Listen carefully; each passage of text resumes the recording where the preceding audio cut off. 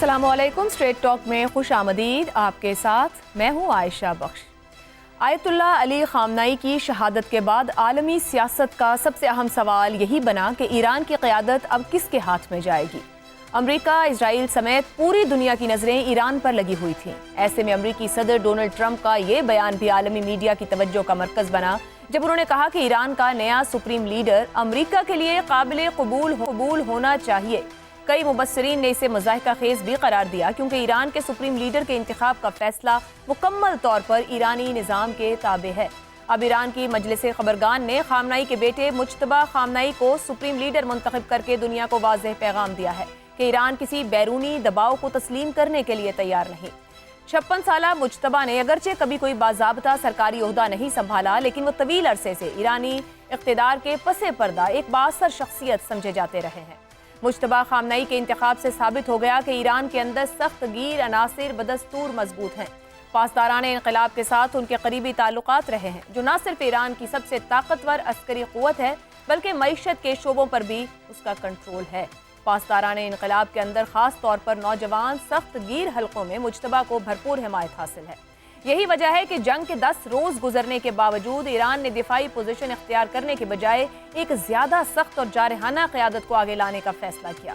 ये फैसला ईरान के अंदरूनी सियासी मंजरनामे के हवाले से भी अहम है।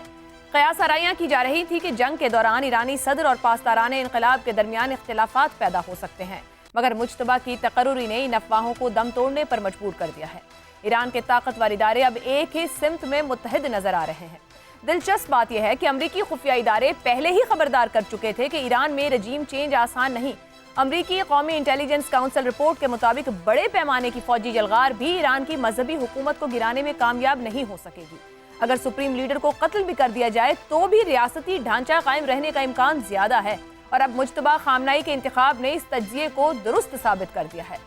आलमी सियासत में भी इस इंतखाब के फौरी असरात आने लगे हैं। चीन और रूस ने मुज्तबा के इंतखाब को खुश आमदीद कहा है, जिसे इस बात का इशारा समझा जा रहा है कि वो ममालिक जो आलमी निज़ाम में अमरीकी बालादस्ती तस्लीम करने को तैयार नहीं, वो ईरान की नई क़यादत के साथ खड़े हो सकते हैं। ऐसे में सवाल भी अहम है कि क्या अमरीका और इसराइल के लिए मुज्तबा पर बराह रास्त हमला करना आसान रहेगा। मुज्तबा खामनाई की क़यादत में ये जंग किस सिमत जाएगी? क्या मुज़ाकरात का मुस्तक़बिल करीब में इम्कान ख़त्म हो चुका? क्या खलीजी ममालिक पर हमले तेज़ होंगे? यही वो सवालात हैं जो आने वाले दिनों में मशरक़ी सियासत का रुख मुतय्यन करेंगे। इसी पर प्रोग्राम में गुफ्तगू रहेगी। पैनल में हमारे साथ हैं हसन निसार, ज़ैगम खान, शहजाद चौधरी और आमिर अहमद खान साहब। प्रोग्राम का सवाल आप सभी के लिए।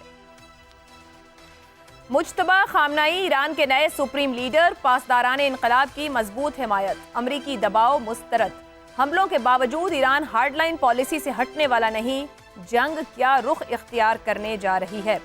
शहजाद साहब, आपको क्या दिखता है कि ईरान पहले से ज्यादा सख्त और जारहाना जंगी रास्ता इख्तियार करने जा रहा है? ईरान जो कर रहा है उतना कर सकता है और उतना ही करेगा। जितना जो कर रहा है, जिस रास्ते पे चल रहा है वैसा ही रहेगा। इसमें खामेनेई या मुज्तबा खामेनेई या किसी और आयतुल्लाह या किसी को भी स्पिरिचुअल लीडर बना दिया जाता, उससे फर्क नहीं पड़ता। देखिए, 4 वेरिएबल्स हैं इस वक्त इस जंग के अंदर, जहां तक ईरान और अमेरिका और इसराइल का ताल्लुक है। 4 वेरिएबल्स। वो 4 वेरिएबल्स क्या है? उसमें एक ट्रंप है, एक इसराइल है, एक ईरानी लीडरशिप है, स्पिरिचुअल लीडरशिप जिसको मुज्तबा खामेनेई कह लीजिए, या उनके साथ के बाकी लोग जो हैं, और चौथा ईरानी अवाम है। ये 4 लोग हैं। इनमें से 2 तो अपना इरादा बिल्कुल तब्दील करने वाले नहीं है। उनमें वो इसराइल है और दूसरा ईरानी लीडरशिप है।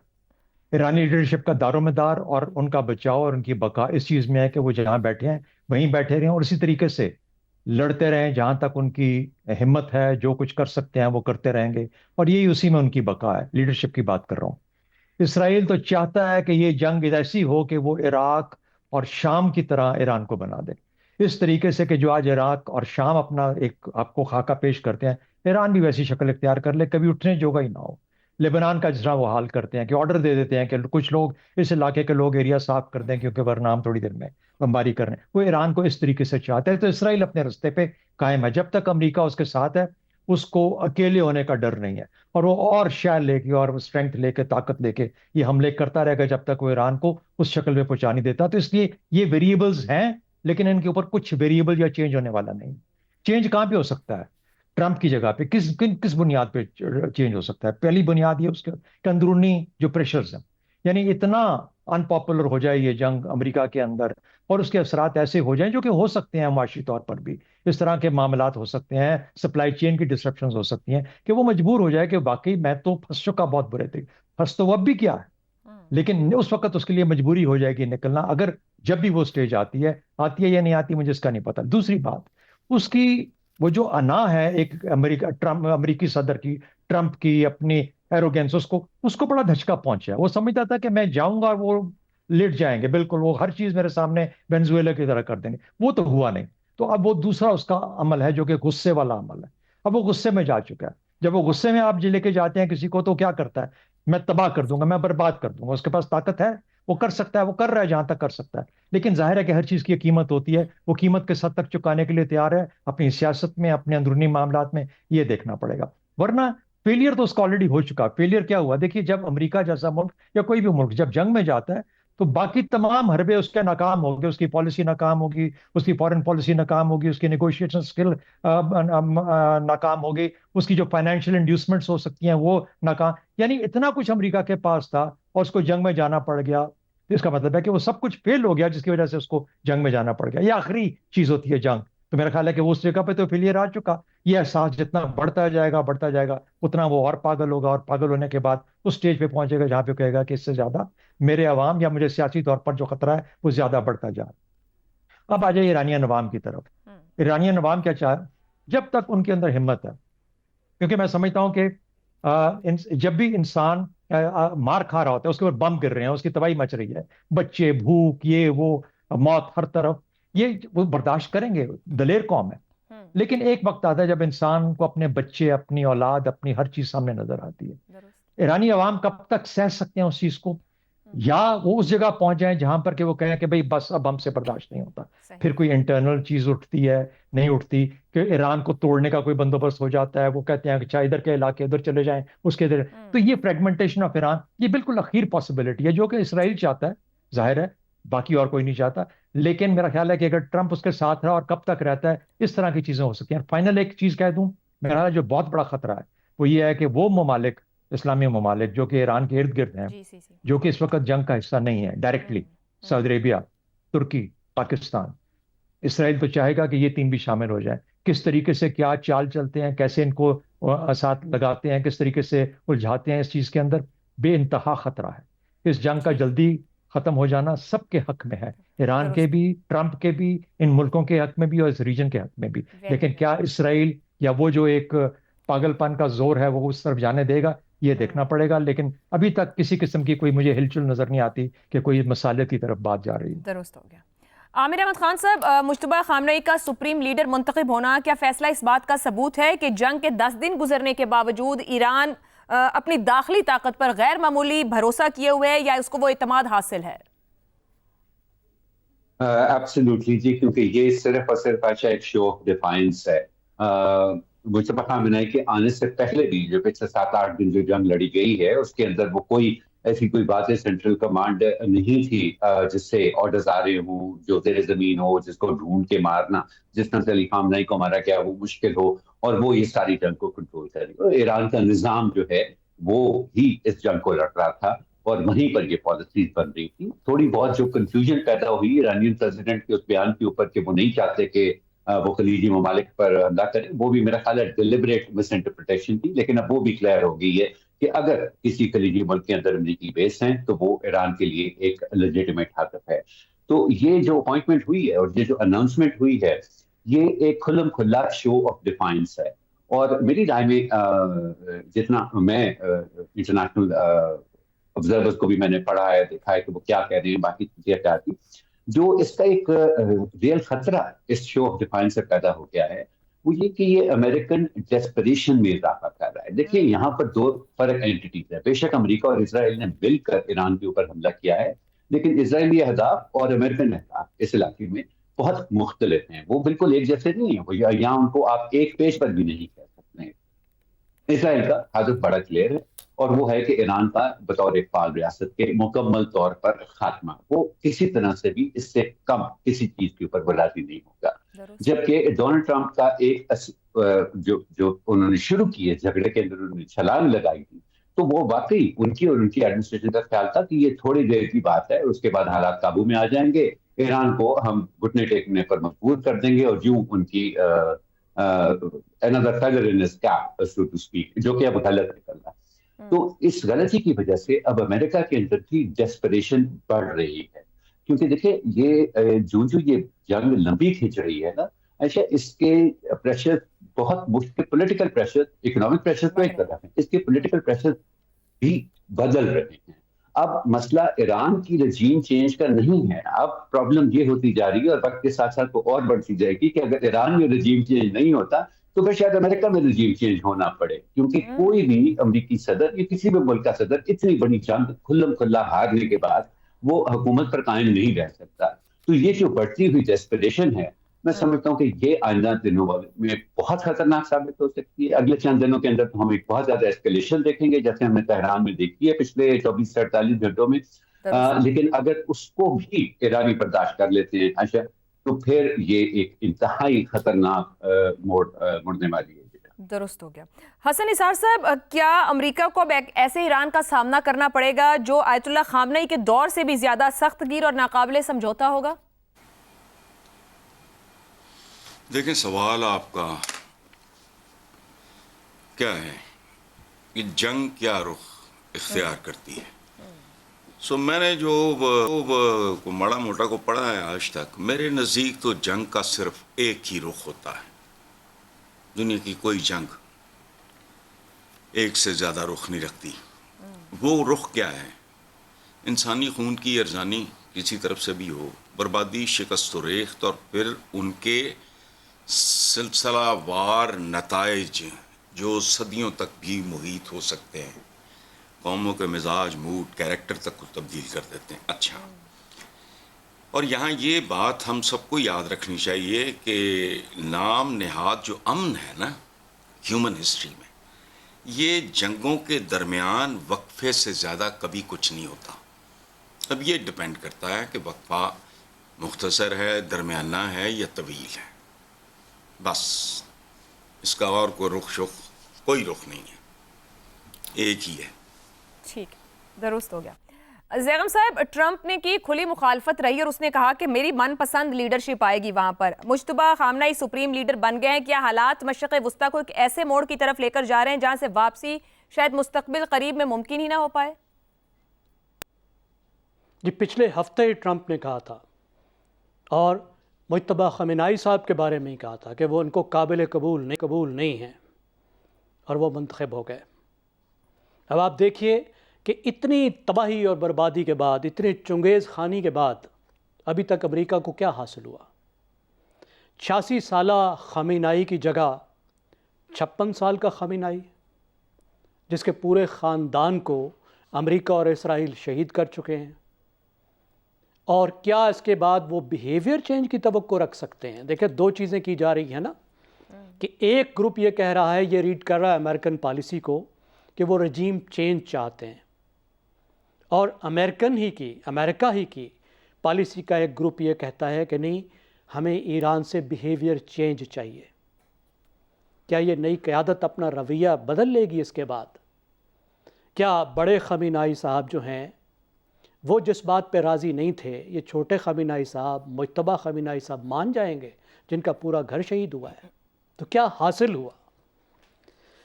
دیکھیے، ایران ریزسٹ کر رہا ہے، اور فیصلہ اس بات پہ ہوگا کہ ایران کے ڈرون اور میزائل لاسٹ کرتے ہیں، زیادہ چلتے ہیں، یا مغرب کے امریکہ کے انٹرسیپٹر زیادہ چلتے ہیں۔ کیونکہ جس کی ایک چیز ختم ہو گئی، وہ بہت ہی کمزور پوزیشن کے پاس میں آ جائے گا۔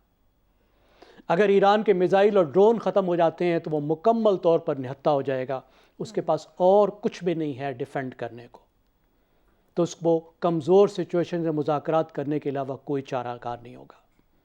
اور اگر امریکہ کے، اسرائیل کے انٹرسیپٹر ختم ہو جاتے ہیں، ان ڈرونوں اور میزائلوں کو روکنے کا جو نظام ہے وہ ختم ہو جاتا ہے، تو پھر وہ سٹنگ ڈکس ہوں گی، اور ان کے پاس کوئی مجال نہیں ہوگی اس کے علاوہ کہ وہ فوری طور پر اس جنگ کو ختم کریں۔ لیکن اس کے علاوہ جو دوسرے فیکٹرز ہیں، کہ اس وقت جو معیشت پوری دنیا میں دباؤ میں آئی ہے، آپ کو پتہ ہے تیل کی قیمت 50% بڑھ چکی ہے، جی ہاں 50%. کتنا فرق ہوتا ہے؟ $60-70 سے $117 پر آ گئی ہے.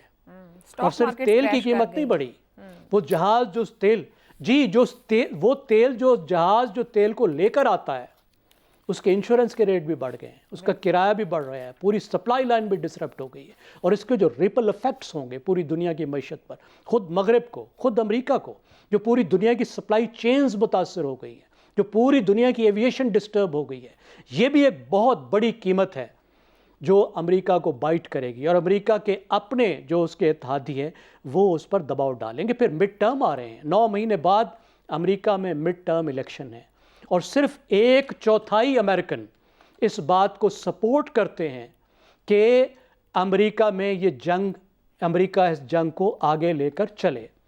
تو اب دیکھنا یہ ہے کہ امریکہ کے وار کے آبجیکٹیوز اصل میں ہیں کیا اور کہاں پہ امریکہ رکتا ہے. اور اس میں امریکہ کے وار وار امریکہ اپنے مفاد کے لیے لڑ رہا ہے اور کتنے پرسنٹ وار اس کے لیے اسرائیل کے لیے لڑ رہا ہے، ایک بڑی اثر ڈالنے والی چیز ہوگی. مارکو روبیو صاحب جو سیکریٹری آف اسٹیٹ ہیں وہ کہتے ہیں کہ ہمارا جو ہدف ہے وہ بیلسٹک میزائلز کو ختم کرنا ہے. پیٹر ہیکسٹ جو ہیں جو ڈیفنس سیکریٹری ہیں وہ کہتے ہیں کہ ہمارا اس کے علاوہ مقصد جو ہے وہ نیوکلیر کیپیبلٹی کو بھی ختم کرنا ہے. اور خود جو صدر ہیں، امریکہ کے صدر ہیں ریاستہائے متحدہ امریکہ کے، وہ ہر روز ایک نئی بات کرتے ہیں، الگ بات کرتے ہیں. لیکن خیال یہی ہے کہ آگے کچھ عرصے میں بغیر کسی رجیم چینج کے امریکہ اور اسرائیل کو یہ جنگ روکنی پڑے گی. یہاں پر ہم ایک بریک لیتے ہیں، بریک سے واپس آئیں گے تو گفتگو رہے گی. ممالک مذمت کر رہے ہیں، جنگ بندی کی بات کر رہے ہیں، کیا ممکن ہو پائے گا؟ اس بریک کے بعد پروگرام میں ایک بار پھر خوش آمدید. مشرق وسطیٰ میں جاری جنگ نے عالمی سفارتکاری کو بھی متحرک کر دیا ہوا ہے. پاکستان سمیت دنیا کے کئی ممالک جنگ بندی کا مطالبہ کر رہے ہیں. عالمی سطح پر روسی وزیر خارجہ سرگئی لاروف نے زور دیا ہے کہ اس تنازع کو فوجی راستے سے حل کرنے کی کوشش مزید تباہی کا سبب بنے گی. روس کا موقف ہے کہ اگر صرف ایران کی مذمت کی جائے اور امریکہ اور اسرائیل کے اقدامات کو نظر انداز کیا جائے تو یہ جنگ کے ختم کرنے نہیں بلکہ طول دینے کے باعث ہوگا. چین نے بھی واضح انداز میں جنگ کی مخالفت کی ہے. چین کا کہنا ہے کہ طاقت کا استعمال مسئلے کا حل نہیں اور حکومت کی تبدیلی کے منصوبے کو کوئی عالمی حمایت حاصل نہیں. ادھر مسلم دنیا میں انڈونیشین صدر نے ثالثی کی پیشکش کرتے ہوئے کہا ہے کہ انڈونیشیا امن کے لیے سہولت کار بننے کو تیار ہے، مگر سوال یہ ہے کہ جب جنگ تیزی سے پھیل رہی ہو تو کیا مذاکرات کی کوششیں کامیاب ہو سکیں گی؟ کیا امریکی تاریخ کی نظیریں اور ڈونلڈ ٹرمپ کی شخصیت جنگ بندی کی اجازت دے گی؟ اور ایران میں حالیہ قیادت کے فیصلوں کے بعد کیا تہران بھی مذاکرات کے لیے آمادہ ہوگا؟ اسی پر گفتگو کریں گے. پینل کے لیے سوال. روس اور چین کی ایران پر حملے کی کھلی مذمت، جنگ بندی کا مطالبہ. کیا روس اور چین کی سفارتی کوششیں جنگ بندی کا کوئی راستہ نکال سکیں گی؟ زیغم صاحب، روس چین جیسی عالمی طاقتیں ہوں، اسپین جیسی یورپی طاقت ہو یا انڈونیشین مسلم کنٹری ہے، اس خوفناک تصادم کے روکنے کے لیے کوئی مشترکہ حکمت عملی یہ سب بنا پائیں گے، کامیاب ہو پائیں گے؟ میں نہیں سمجھتا کہ کوئی ایسی مشترکہ حکمت عملی اتنی جلدی میں بن پائے گی کہ جس کی وجہ سے اس جنگ کے ختم ہونے پر یا اس جنگ پر کوئی اثر ڈالا جا سکے. دیکھیں، امریکہ جو جنگ کر رہا ہے ظاہر ہے اس کا مقصد صرف علاقائی نہیں بلکہ عالمی بھی ہے.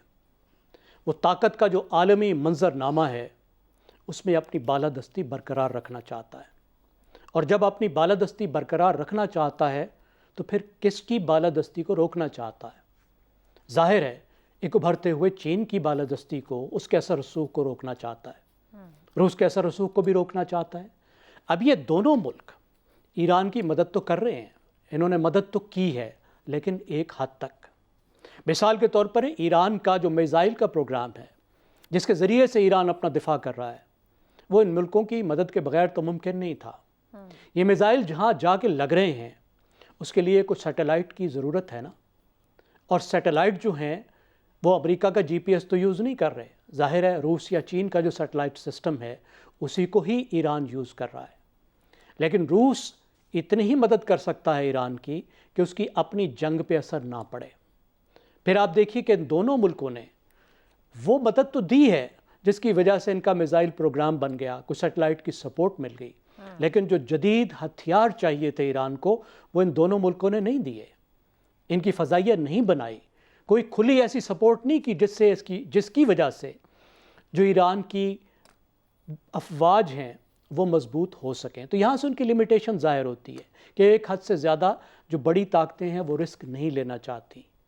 ان کے امریکہ کے ساتھ اپنے معاملات ہیں, وہ اپنے معاملات کو اپنے طور پہ سیٹل کرنا چاہتے ہیں, وہ ڈپلومیسی کو ایک چانس دینا چاہتے ہیں, وہ اس طرح کی کھلی لڑائی میں نہیں جانا چاہتے جس طرح کی کھلی لڑائی ایران کی پالیسیوں کی وجہ سے. سر کیا کامیاب ڈپلومیسی کر پائیں گے ایران دونوں؟ اور اسرائیل, میں نہیں سمجھتا کہ بہت کوئی کامیاب ڈپلومیسی ہو پائے گی ابھی. میں یہی سمجھتا ہوں کہ امریکہ کے اپنے مفادات, مغرب کے مفادات, امریکہ کے اتحادیوں کے مفادات, دنیا کی معیشت, یہ وہ فیکٹرز ہوں گے جس کی وجہ سے یہ جنگ بند ہوگی. درست ہو گیا, درست. شہزاد صاحب, کیا اس موقع پر امریکہ, اسرائیل اور ایران ان لوگوں کے لیے, سبھی کے لیے جنگ بندی قبول کرنا آسان ہوگا کہ ایک مشکل سیاسی فیصلہ نہیں ہوگا جہاں ان کے پاس کوئی فیس سیونگ نہیں ہے, یا کوئی فیس سیونگ ہو, کوئی ایسا ایشو مل جائے تو پھر وہ پیچھے ہٹ سکتے ہیں؟ ایرانی عوام تو چاہیں گے کہ ابھی بند ہو جائے. اسرائیل بالکل نہیں چاہتا. ٹرمپ کا اس وقت سوچ پتہ نہیں کس حد تک ہے. لیکن ایک چیز یاد رکھیے, کہا جاتا ہے کہ جب دشمن غلطی کر رہا ہو تو اسے کبھی مت روکو. کیونکہ آپ کا سوال چین اور روس کے بارے میں ہے, تو اس لیے اس حساب سے امریکہ جو اس کا دشمن ہے وہ غلطی در غلطی کر رہا ہے. اندازہ لگائیے کہ روس کو جو اس کا تیل جو اس نے بین کیا ہوا تھا کہ تم کہیں کسی کو نہیں بیچ سکتے, کسی کو خریدنے کی اجازت نہیں تھی, وہ اب اس نے کہا ہے کہ ہاں جہاں جہاں ملتا ہے لے لو, روس کا تیل لے لو. روس کا تیل بکنا شروع ہو گیا پھر سے, خود سے اجازت دینے کے بعد, امریکہ نے خود اپنی مرضی سے. دوسرا, یوکرین میں جو پریشر تھا روس کے اوپر کہ تم نے جنگ چھیڑی ہوئی ہے, یہ کیا ہے, اب تم بند کرو وغیرہ, پریشر ختم ہو گیا مکمل طور پہ. روس آزاد ہو گیا اپنی جنگ لڑنے کے لیے. چین کو دیکھ لیں, تائیوان پہ کتنا پریشر تھا, اب جنگ ہوئی تو اب جنگ ہوئی. وہ جو پیوٹ کرنا چاہ رہا تھا مڈل ایسٹ سے آگے, وہاں پہ ساؤتھ چائنا سی کے پاس, تائیوان کے پاس, انڈو پیسفک میں, امریکہ تو ادھر ہی پھنس کے رہ گیا. تو جتنا ادھر پھنسے گا اتنا چین کا بوجھ کم ہوگا, چین آزاد ہوگا اپنے چیزیں کرنے کے لیے. اس میں کوئی شک نہیں کہ معاشی اور باقی معاملات ساری دنیا کے لیے خراب ہوں گے. لیکن آپ اسٹریٹجک اور ملٹری سینس میں دیکھیے کہ کتنی چینجز آ چکی ہیں ان چیز کے اندر. تو میرا اپنا خیال ہے کہ یہ, اور دوسری بات ہے دیکھیے, سالس جو ٹریڈیشنل روایتی سالس ہے وہ ہمیشہ امریکہ ہی رہا ہے. ایسی ایک سپر پاور جو کہ جہاں پر چاہتی تھی وہاں پہ ہاتھ لگا کے معاملات کو رفع دفع کر لیا کر. اب تو وہ خود اس میں شامل ہے, اب تو خود اس کا ایک پارٹیسپینٹ ہے. اقوام متحدہ نظر آتی ہے کہیں پہ آپ کو؟ تو بدقسمتی اس وقت سب سے بڑا خطرہ یہ ہے کہ نہ کوئی سالس ہے, نہ کوئی جنگ روکنے والا ہے. ہاں, ان 2-3 جگہوں کے لوگوں کے بیچ میں جو دماغ میں چل رہی ہے وہ اس کی اپنی مومنٹم میں لیے کے جا رہے ہیں, اور یہ مومنٹم ہی سب سے خطرناک ہے جس کو روکنے والا کوئی نہیں. درست ہو گیا. بدقسمتی یہ کہ کوئی سالس اس وار سچویشن میں نہیں ہے. ایک بریک لیتے ہیں, بریک کے بعد گفتگو آگے بڑھائیں گے. پروگرام کے آخری حصے میں ایک بار پھر خوش آمدید. حسن نثار صاحب, چین اور روس جیسے بڑے ممالک کیا سفارت کاری کر پائیں گے اس پوری صورتحال میں؟ خطرناک علاقائی جنگ کی طرف معاملہ چلا جائے گا. دیکھیں, وہ جس حد تک جائیں گے اس کے لیے ضروری ہے کہ خود امریکہ کے اندر بھی کوئی ہلچل, کوئی ابال کی صورتحال پیدا ہو, تو سفارتی کوششیں کامیاب ہونے کا امکان بڑھ جائے گا یا پیدا ہو جائے گا. ٹرمپ کا اپنا سیاسی سروائیول داؤ پہ لگ جائے تو وہ کسی بیرونی کوشش کی آڑ لے کر پھر سے خود کو ڈھیٹ تو ہے امن کے نوبل پرائز کے لیے پیش کر سکتا ہے. اور ابھی بات کی ہے کسی نے ٹرمپ کی شخصیت, تو میں اب تک جتنا اس کا سارا پروفائل میرے سامنے ہے, پرسنالٹی ٹائپ اس کا, تو ٹرمپ اپنے سوا دنیا میں کسی کا نہیں, اپنی اولادوں سمیت. یہ اس بندریا کی طرح ہے جس کے پاؤں جلنے لگیں, وہ محاورے میں ہے نا, تو وہ اپنا بچہ بھی پیروں کے نیچے رکھ لیتی ہے. تو اسرائیل تو سگا بچہ بھی نہیں ہے. یہ اندر باہر سے کوئی رولا پڑے گا. آپ سمجھ رہے ہیں کہ نیتن یاہو کو ٹف ٹائم دے سکتے ہیں, کیونکہ ابھی تو وہ نیتن یاہو کے کہنے پہ ہی چل رہے ہیں ٹرمپ صاحب؟ نہیں, وہ ٹف ٹائم دینے والی بات نہیں ہے. یو جسٹ ودرو کہ بس بھائی انف از انف. اگر امریکنز باہر نکل آئیں, ان کی ایک معقول ریزنیبل تعداد میں یہ نہیں کہہ رہا پورا امریکہ, اف دے کم آؤٹ, اوپر سے وہ چائنا وغیرہ بھی کہیں بندے دا پتر بن, تو بیسیکلی تو وہ اپنا ہی ہے, وہ کسی کا نہیں ہے. صحیح. اس کو کوئی تھوڑا بہت جواز ملا, نیچے سے کوئی پریشر آیا تو every thing will fizzle out. That is my assessment. غلط ہو سکتی. ٹھیک ہوگی. عامر احمد خان صاحب, کیا ڈونلڈ ٹرمپ کی سیاسی شخصیت اور امریکی خارجہ پالیسی کی تاریخ بتاتی ہے کہ واشنگٹن فوری طور پر جنگ بندی کی طرف جانا چاہے گا؟ کیونکہ ہم سامنے ایران کی طرف بھی تبدیلی دیکھ رہے ہیں کہ ہارڈ لائن دکھائی دے رہی ہے, اور ٹرمپ ایرانی سرنڈر کا مطالبہ کر رہے ہیں. یہ جو ایکسٹریمز ہیں, ایسے میں رشیا یا چائنا کا رول وہ کنڈکٹ کر پائیں گے یا ناممکن دکھائی دیتا ہے؟ دیکھیے, جہاں تک اس چیز کا سوال ہے نا کہ یہ ٹرمپ کو, ایک امریکی صدر کو امریکہ روک پائے گا اپنے فیصلوں سے, تو نہیں, تو وہ تو شارٹ ٹرم میں تو نہیں ہوتا ہے. ماضی میں کبھی بھی ایسا نہیں ہوا. امریکی صدر اگر ٹھان لے کچھ کرنے کی تو امریکی انتظامیہ, پینٹاگون, یہ سب اس کے ساتھ چلتے ہیں. تو شارٹ ٹرم میں تو اس طرح کا اندرونی دباؤ نہیں ہوتا. جہاں تک لانگ ٹرم کی بات ہے, دیکھیں رشیا اور چائنا کا سارا ڈپینڈنس اس چیز کے اوپر ہے کہ کتنی ایسکیلیٹ ہوتی ہے.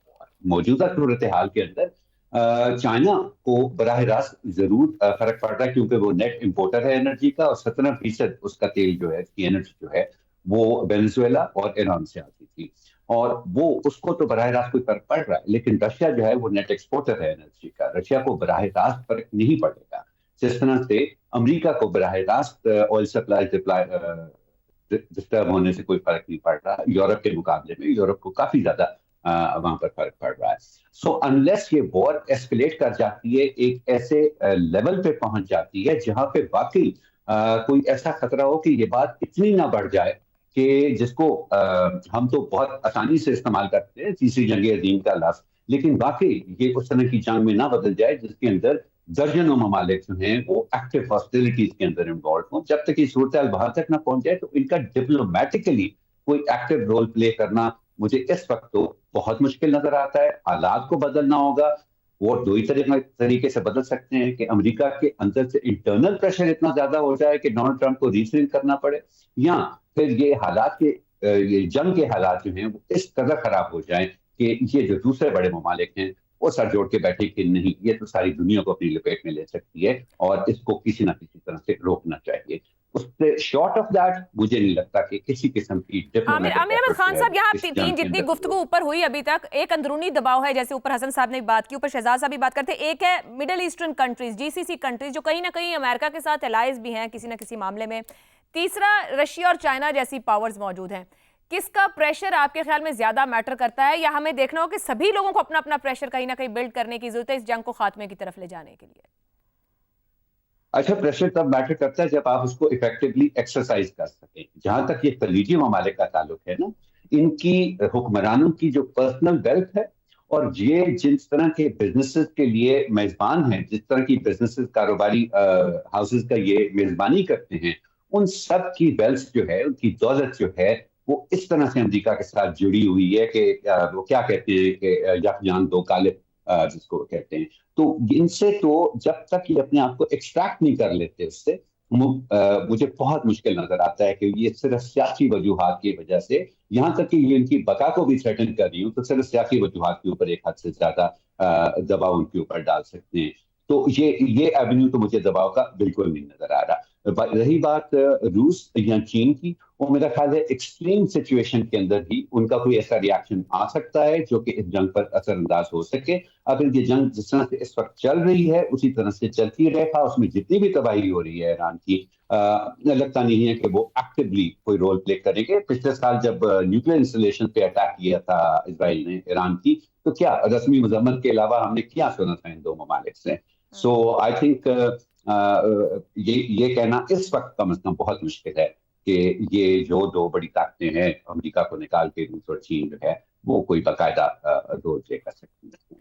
درست ہو گیا. تو پروگرام کو کنکلوڈ کریں گے. بات یہیں تک پہنچی کہ اس وقت وار سچویشن میں نہ کوئی سالس ہے, نہ کوئی دباؤ ڈالنے والا موجود ہے. کچھ لوگ تو چاہیں گے کہ وہ غلطیاں ہوں جو ان کے مخالفین کر رہے ہیں, لیکن دیکھنا یہ ہے کہ اس میں انسانی جان کا ضیاع اتنا زیادہ نہ ہو جائے, یا پھر خطے کے لیے نقصان یا دنیا کے لیے نقصان اتنا نہ پھیل جائے کہ پھر ہاتھ کے حالات جو ہیں وہ کسی کے بھی ہاتھ میں نہ رہیں یا کنٹرول میں نہ رہیں. پروگرام سے اتنا ہی, اجازت دیجیے. اللہ